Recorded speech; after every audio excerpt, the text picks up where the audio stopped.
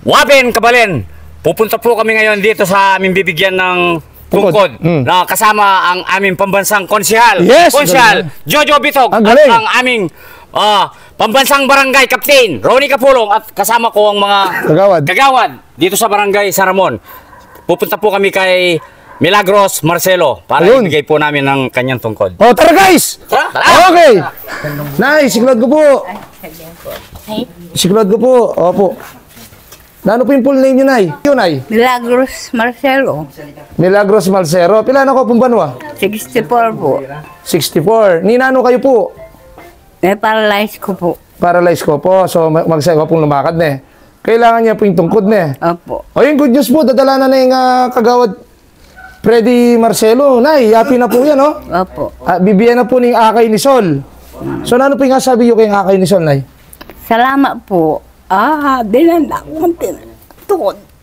Opo, opo. Kaya po kaya kayong kapitan? Salamat mo naman po. Karing kagawad. Sinapta. Opo. Alangan naman po, Nay. Basahi kami po, handang sumawak po kaya kayo. Lalo-lalo na di kaya kayong manong po ng Ken. Opo. Nay. So, guys, yun na naman. Natulungan na naman po natin ang sinanay sa tulong ni Kapitan at ng mga kagawad. So, Kap, muli po, anong masasabi nyo sa akay ni Sol? Maraming salamat po sa akay ni Sol. Kahit nasa laylayan na ng bayan ng Florida Blanca, ang serbisyo ng akay ni Sol ay abot-abot po. At syempre, maraming salamat po sa aming pambansang konsihal, Councilor Jojo Bitog.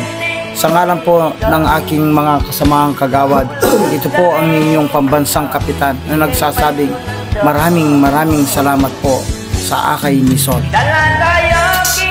Abi tamo po kayong panyulong ni Balen Florida Blanca.